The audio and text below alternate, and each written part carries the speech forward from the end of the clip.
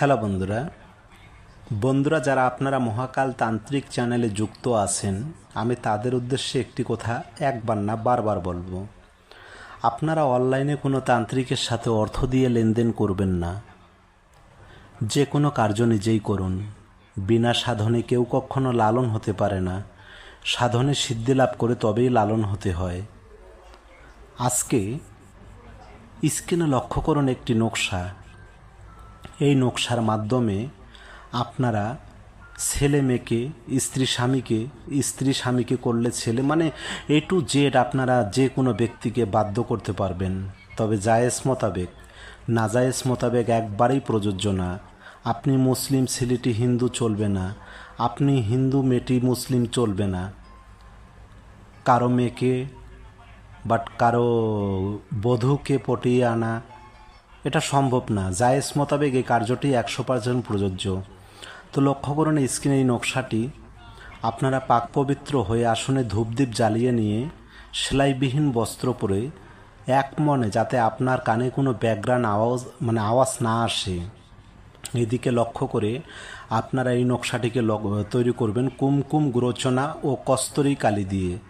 কুমকুম গ্রোচনা ও কস্তরী কালি আপনারা এককভাবে যদি এই বস্তুগুলো সংগ্রহ করতে কোনো কঠিন বোধ মনে করেন, তাহলে জাস্ট মেশক জাফরান কালি দিয়ে লিখবেন। আপনারা ভূজপত্রে কিংবা ডাক কাগজে লিখে কি করবেন, একটা মোমবাতি জ্বালিয়ে নেবেন।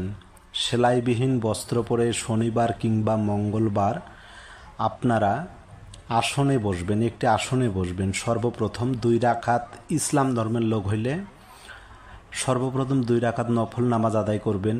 তারপর যে কোনো দুরূদ শরীফ 11 বার পাঠ করবেন। পরিশেষে স্ক্রিনে লক্ষ্য করুন আমাব্রা আমু ফান্নামু ব্লিমুম, এই কথাটা 21 বার জপ করে আল্লাহর দরবারে আপনার মনের কামনা বাসনা জানাবেন। জানিয়ে আপনি এই নকশাটি মোমবাতির আগুনে জ্বালিয়ে দেবেন।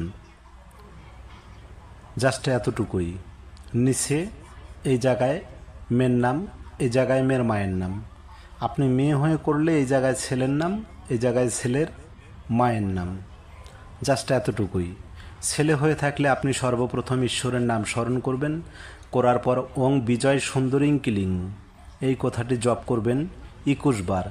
জপ শেষে আপনি আসনে ঠিক একই নিয়ম, আসনে ধূপদীপ জ্বালাই নেবেন ওং বিজয় সুন্দরীং কিলিং 101 বার কিংবা 21 বার কিংবা যা হোক 51 বার, বেজোর সংখ্যায় একটা জপ করে আপনি পরিশেষে এই নকশাটিকে মোমবাতির আগুনে জ্বালিয়ে পুড়ে ছারখার করে দেবেন। দিয়ে আপনি ঈশ্বরের কাছে আপনি প্রার্থনা করুন।